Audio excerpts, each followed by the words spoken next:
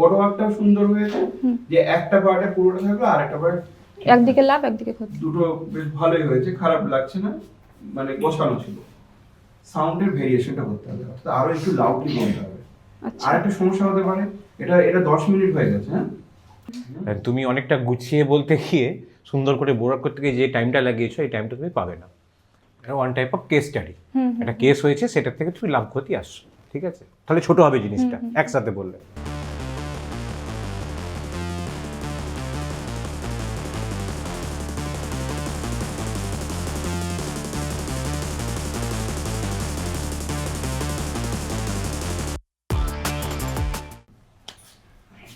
Good morning students, সবাই ভালো আছো? আচ্ছা, মনে করো তোমাদের মধ্যে কোনো একজন বন্ধুর মা, ধরো অমৃতার মা, ভাবলো কি আমি বিকেলবেলা পাড়ার মোড়ে একটা চায়ের দোকান খুলবো। ঠিক আছে, তাহলে আমরা এবার দেখি ওনার ব্যবসায় লাভ করতে পারেন নাকি ক্ষতি। তাহলে আমাদেরকে আজকে কি শিখতে হবে? লাভ ও ক্ষতি।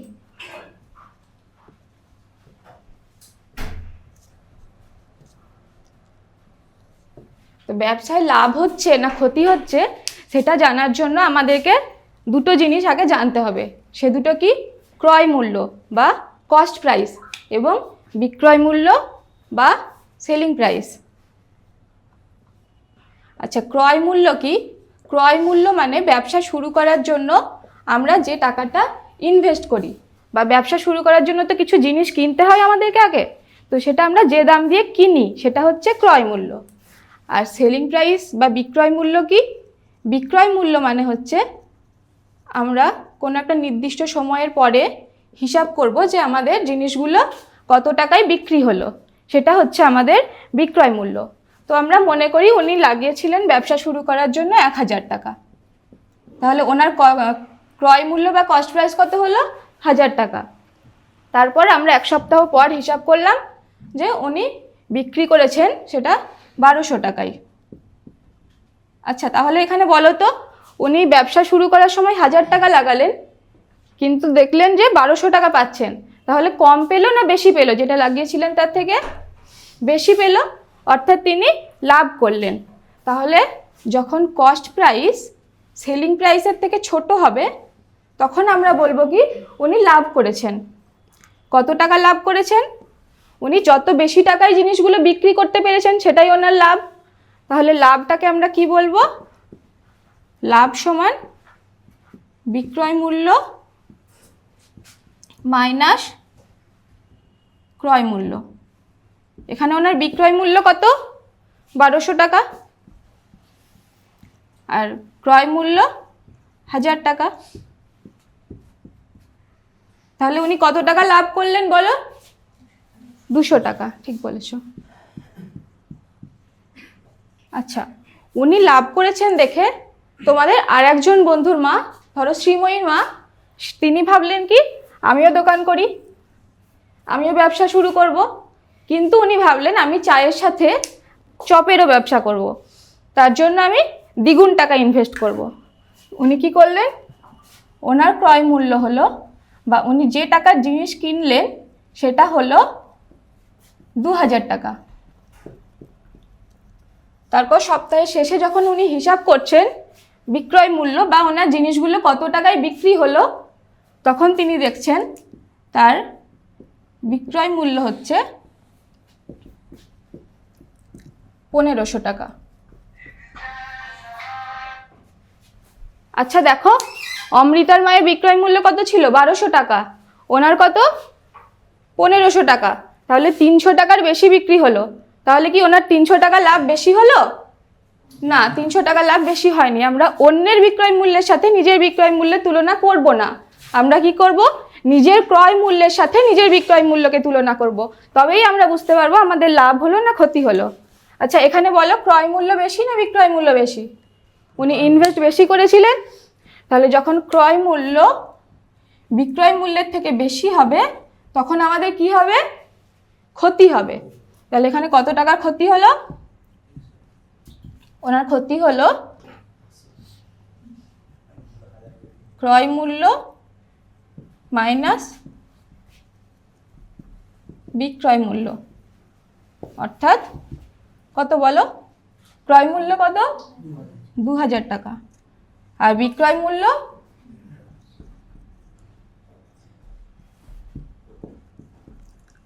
তাহলে কত টাকার ক্ষতি হলো ওনার? 500 টাকা। তাহলে যখন ক্রয় মূল্য কম বিক্রয় মূল্য বেশি তখন আমরা করব লাভ, আর যখন বিক্রয় মূল্য কম এবং ক্রয় মূল্য বেশি তখন আমাদের হবে কি? ক্ষতি। ঠিক আছে? আচ্ছা, এরপর আমরা কি হিসাব করব? শতকরা লাভ কত হলো। শতকরা লাভ মানে কি? আমাদের ইনভেস্টমেন্ট যদি 100 টাকা হয় বা আমরা যদি 100 টাকা দিয়ে ব্যবসা শুরু করি তাহলে আমরা কত টাকা লাভ করব সেটাকে বলে হচ্ছে শতকরা লাভ। তাহলে বলো, এখানে 1000 টাকা লাগিয়েছিলাম আমরা, তাহলে আমাদের 1000 টাকায় লাভ হয়েছে কত? 200 টাকা। তাহলে ঐকিক নিয়ম করে আমরা বলতে পারি 1 টাকায় লাভ কত হবে? 1 টাকায় লাভ কত হবে বলো? 200/1000 টাকা।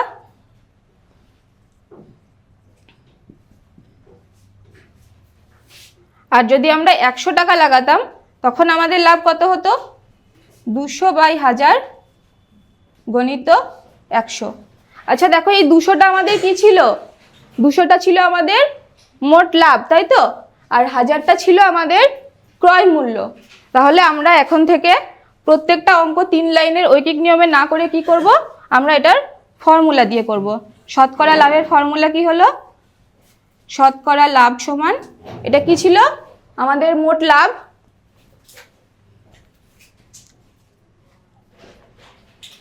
হাজারটা কি ছিল? 1000 টাকা ছিল আমাদের ক্রয় মূল্য, তার সঙ্গে কি গুণ করব? 100। এটা করলে আমরা কি পেয়ে যাব? আমরা যদি 100 টাকা ইনভেস্ট করতাম তাহলে আমাদের লাভ কত হতো সেটা আমরা পেয়ে গেলাম। কত হচ্ছে দেখি, এখানে 3টে শূন্য কেটে গেল, এখানে দুটোর সাথে আর এখানে একটা থাকলো কত? 20। তার মানে আমরা যদি এখানে 1000 টাকা না লাগিয়ে 100 টাকা ইনভেস্ট করতাম আমাদের লাভ কত হতো? 20 টাকা। একইভাবে আমরা শতকরা ক্ষতিও হিসাব করতে পারবো ওনার ক্ষেত্রে। তাহলে এটা কি হবে বলো? ওখানে কি ছিল? 1000 টাকা ইনভেস্ট করলে লাভ, তাহলে এক্ষেত্রে কি হবে? 1000 টাকা, এখানে 100 টাকা ইনভেস্ট করলে লাভটা শতকরা লাভ ছিল, এখানে 100 টাকা ইনভেস্ট করলে যেটা ক্ষতি হবে সেটা হবে আমাদের শতকরা ক্ষতি। তাহলে এখানে আমরা কত টাকা ইনভেস্ট করেছিলাম? 2000 টাকায়, তখন আমাদের ক্ষতি কত হয়েছিল? 500 টাকা। যদি 1 টাকা ইনভেস্ট করতাম কত ক্ষতি হতো? 500/2000। আর যদি 100 টাকা ইনভেস্ট করতাম তাহলে ক্ষতি কত হতো? 500/2000 গণিত 100। এখানে দেখো একইভাবে 500টা কি আমাদের মোট ক্ষতি, 2000টা ছিল ক্রয় মূল্য, আর গুণ করব কি দিয়ে? 100। তাহলে এখানে ফর্মুলা কি হবে শতকরা ক্ষতির? শতকরা ক্ষতির ফর্মুলা কি হবে বলো? শতকরা ক্ষতি সমান মোট ক্ষতি 500 টাকা বাই ক্রয় মূল্য 2000 টাকা গণিত 100। কারোর কিছু জিজ্ঞাসা করার আছে এর মধ্যে? তাহলে করতে পারো। Sir thank you. এতটুকু ঠিক আছে, মানে ভালো ছিল, খারাপ নয়। তো আর একটা জিনিস খুব ভালো হয়েছে যে একসঙ্গে দুটো জিনিসই কভার করা গেছে। কিন্তু শুরুতে যখন চায়ের দোকানের কথা বলা হলো, চায়ের দোকানটা লাস্টে গিয়ে একটু হারিয়ে গেল। চায়ের দোকানটাকে মাঝে মাঝে একটু বের করা যে চা থেকে কত প্রফিট হলো আর চপ বিক্রি করে কত না, loss হলো। উনি চায়ের সাথে চপটা দুটোই একসাথে করেছিলেন। তাহলে চা চপ বিক্রি করে কত লস হলো, বা ওই পার্সনের নাম একটু বলা। আচ্ছা, পার্সনের নামটা যে পার্সন দিয়ে শুরু হলো সেটা বলা। যেমন শুরুতেই পার্সনের নাম বলা হলো, কিন্তু বলা হচ্ছে যে সে কত বিক্রি করেছে, কত বিক্রি করেছে মানে কত টাকা বিক্রি করেছে, তাহলে বলতে হবে কত টাকা চা বিক্রি করেছে। আচ্ছা, রিপিটেডলি বলা যে সে চা বিক্রি করার জন্য যে ক্রয় মূল্য যে মূল্য সেটা ছিল 1000 টাকা, কিন্তু চা বিক্রি করে কত প্রফিট করেছে, কত টাকা বিক্রি করেছে, বিক্রয় মূল্য কত, এটা তো চা বিক্রি করে এইগুলো বলা। বাকি সব চার্টগুলো ঠিকই আছে, কিন্তু পার্সেন্টেজ তো কোনো না কোনো একটা জায়গায় হবে। যে শতকরা লাভ শতকরা লাভের ক্ষেত্রে তো একটা পার্সেন্টেজ থাকে এখানে পার্সেন্টেজ থাকে? না, লাস্টের লাইনে যে শতকরা লাভটা এত, যেমন 100 টাকায় কত লাভ, শতকরা লাগবে না ওই 100 টাকায় কত লাভ, এটা 20 হয়ে গেল, 20। হ্যাঁ 20। এইবার আমি তো 100 টাকায় যখন বলে দিয়েছি তাহলে পার্সেন্টেজ দরকার নেই, তাহলে এবার আরেকটা লাইনে লিখতে হবে যে অতএব কত পার্সেন্টেজ তাহলে লাভ হলো, কত পার্সেন্টেজ 20% লাভ হলো। আচ্ছা ওটা একটা লাইনে, যেহেতু আমি 100 টাকা লিখে দিয়েছি আর পার্সেন্টেজ কেন লিখবো, কিন্তু আরেকটা লাইন লিখলে মানে শতকরাটা না লিখে পার্সেন্ট দিয়ে আর একটা লাইন করব। ফর্মুলা ঠিক আছে, তাহলে পরের লাইনটাতে যে এই পার্সেন্টেজ লাভ হলো, শতকরা বলে দিলাম, তাহলে 100 টাকা বললে আর লিখবো, পরে একবার পার্সেন্ট লেখা হবে। ঠিক আছে। একসঙ্গে একটা সুবিধা কি হলো, বড় একটা সুন্দর হয়েছে যে একটা পার্টে পুরোটা থাকলো আর একটা পার্ট একদিকে লাভ একদিকে ক্ষতি, দুটো বেশ ভালোই হয়েছে, খারাপ লাগছে না, মানে গোছানো ছিল, ঠিক আছে। আর একটু খালি সাউন্ডের ভেরিয়েশনটা করতে হবে, অর্থাৎ আরো একটু লাউডলি বলতে হবে। আচ্ছা। আর একটা সমস্যা হতে পারে, এটা 10 মিনিট হয়ে গেছে, হ্যাঁ 10 মিনিট টাইম দেবে না, 10 মিনিট টাইম দেবে না, শতকরাটা হয়তো হবে না, শুধু লাভ আর ক্ষতিটা হয়তো। সেটাও দেখাতে পারবে কিনা মানে সন্দেহ আছে। তুমি অনেকটা গুছিয়ে বলতে গিয়ে সুন্দর করে বোরাক করতে গিয়ে যে টাইমটা লাগিয়েছো এই টাইমটা তুমি পাবে না, ঠিক? তো তোমাকে এটাকে প্রিসাইজ করতেই হবে, ছোট করতেই হবে। এরপরে তুমি ভাবো যে কি করে এটাকে ছোট করবে, ঠিক আছে? এইটা করতে গেলে তাহলে একসঙ্গেই দুটো জিনিস বলতে হবে। ধরে নাও একজনের নাম বললে যে সোমার মা চায়ের দোকান করেছে, গল্পটা আগে বলে দাও। আর আরেকজন রামের মা হচ্ছে চা আর চপ দুটোর দোকান করেছে, একজন এত টাকা ইনভেস্ট করেছে, আরেকজন এত টাকা ইনভেস্ট করেছে, আরেকজনের বিক্রয় মূল্য এত, আরেকজনের বিক্রয় মূল্য এত, তাহলে কি হবে, লাভও হবে আবার একজনের ক্ষতি হবে। তাহলে আমাদের আজকের চ্যাপ্টার হচ্ছে লাভ ক্ষতির হিসাব নিকাশ। এটা দিয়ে শুরু করলে তার লাভও জানা গেল, তবে যতটা বলতে পারো one type of case study, একটা কেস হয়েছে সেটার থেকে তুমি লাভ ক্ষতি আসছো, ঠিক আছে? তাহলে ছোট হবে জিনিসটা একসাথে বললে। খারাপ হয়েছে, ভালো হয়েছে, ঠিক ঠিক আছে।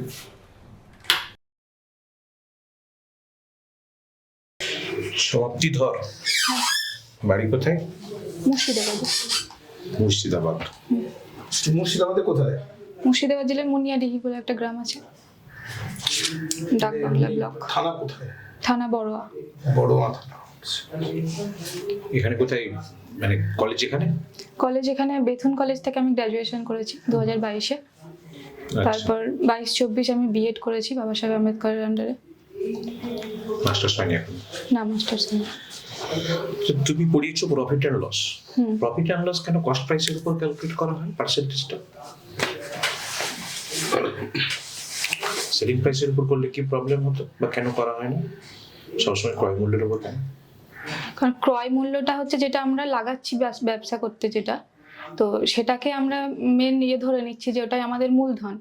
তারপরে যখন আমরা সেটাকে সেল করে যে টাকাটা পাচ্ছি সেটা হচ্ছে যেটা এক্সট্রা পেলাম সেটা লাভ। তাহলে আমরা কিসের রেসপেক্টে লাভটা করলাম? আমরা যেটা লাগিয়েছি সেটার রেসপেক্টে, ওই জন্য আমরা লাভটাকে সবসময় বিক্রি করেছি তার রেসপেক্টে হবে না কেন? যে আমি এত টাকার বিক্রি করেছি তার মধ্যে আমার এত টাকা লাভ হয়েছে, এটার মধ্যে থেকে করলে সমস্যা কি হতো? লাভ মানে কি? লাভ মানে আমরা যে টাকাটা লাগিয়েছি তার থেকে কতটা বেশি পেয়েছি। তাহলে কত টাকা লাগিয়েছি সেটার রেসপেক্টেই তো হলো না, কতটা বেশি পেয়েছি সেটা। ইনিশিয়ালি আমার কাছে যেটা ছিল তার রেসপেক্টেই করতে হয়। তাহলে যে ডিসকাউন্ট দেওয়া হয় সেটা কিসের রেসপেক্টে দেওয়া উচিত? ডিসকাউন্টটা হয় সেলিং প্রাইসের উপর। সেলিং প্রাইসের উপর না মার্ক প্রাইসের উপর? সরি, মার্ক প্রাইসের উপর। মার্ক প্রাইসের উপর দেওয়া উচিত, ঠিক। যদি দুটো পরপর সাকসেসিভ ডিসকাউন্ট দেওয়া হয়, কোন একটা জায়গায় অ্যাডভার্টাইজমেন্ট দেওয়া আছে যে 80% প্লাস 20% ডিসকাউন্ট, আলটিমেটলি কত পার্সেন্টেজ ডিসকাউন্ট হলো এটা? আচ্ছা, 80% প্লাস 20%, তাহলে প্রথমে যদি আমরা 100 টাকা কস্ট প্রাইস ধরি, তার উপর যখন কস্ট প্রাইসের উপর ডিসকাউন্ট হবে।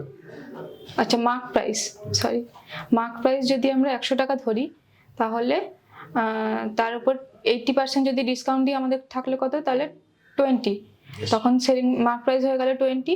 তারপর তার উপরে আবার ডিসকাউন্ট দেবো 20%, তার মানে 4 টাকা। তাহলে 4 টাকা বাদ দিলে থাকলো আমাদের 16 টাকা। তার মানে আমরা 100 টাকার উপরে 16 টাকা নিচ্ছি, বাকিটা আমাদের ডিসকাউন্ট।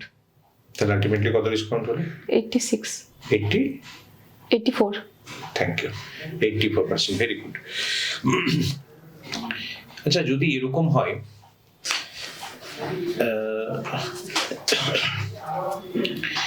কোন একটা জিনিস বিক্রি করার পরে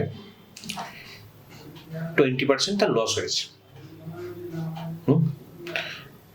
কোন একটা জিনিস বিক্রি করে 20% লস হয়েছে, সেখান থেকে কস্ট প্রাইস বার করা সম্ভব?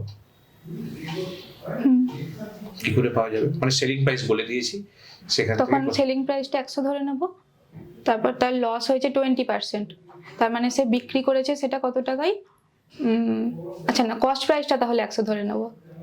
তাহলে যদি 20% লস হয় তাহলে আমরা 80 টাকায় বিক্রি করেছি। বাহ, তারপরে তাহলে 80 টাকা বিক্রি করে কি বের করতে হবে, কস্ট প্রাইস না সেলিং প্রাইস? কস্ট প্রাইস বার করতে হবে। আচ্ছা, তাহলে যখন 80 টাকা সেলিং প্রাইস, তখন কস্ট প্রাইস 100 টাকা, তাহলে আমার সেলিং প্রাইসটা দেওয়া আছে, তখন কস্ট প্রাইস কত সেটা বের করতে পারবো। ডাইরেক্ট বার করতে পারবেন? লেখো দেখি, relation between selling price and cost price.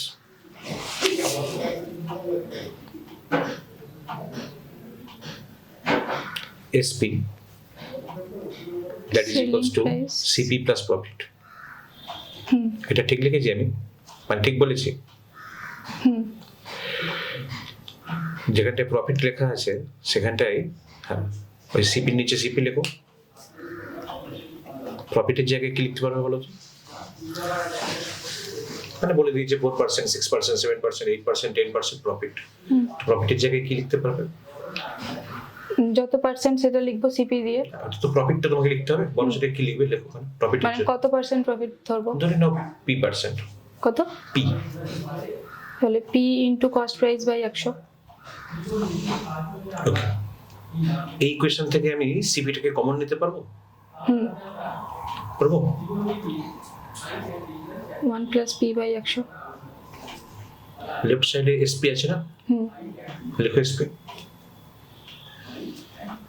তাহলে SP বলা থাকলে সিপি বার করা সম্ভব? এসপি আর প্রফিটটা দেওয়া থাকলে সিপিটা বের করতে পারবো। যাবে তো? ওই কিংডম ছাড়াও করা যাবে। একজন দৃষ্টিহীন শিক্ষার্থীকে আপনি অঙ্কের ত্রিকোণমিতি কিভাবে শেখাবেন? সেক্ষেত্রে আমাকে মডেল বানিয়ে তাকে হাত দিয়ে মানে সেটাকে টাচ করে ফিল করিয়ে ওটাকে বোঝাতে হবে।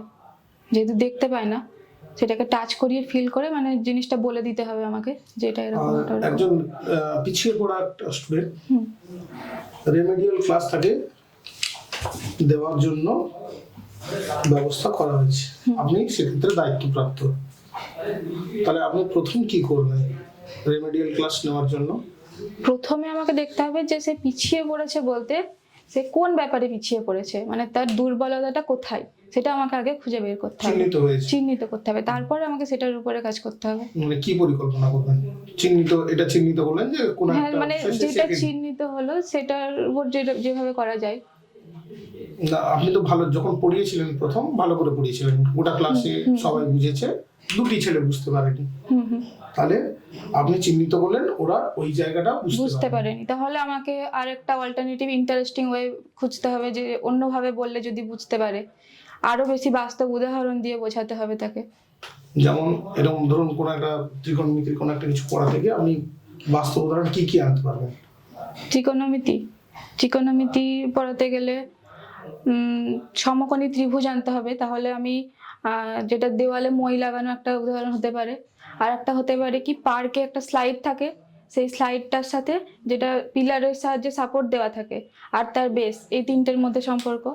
আবার সাথে এদিকে একটা সিঁড়িও থাকে স্লাইডের, তাহলে দুটো সমকোণী ত্রিভুজ পাচ্ছি, এটা একটা বাস্তব উদাহরণ হতে পারে।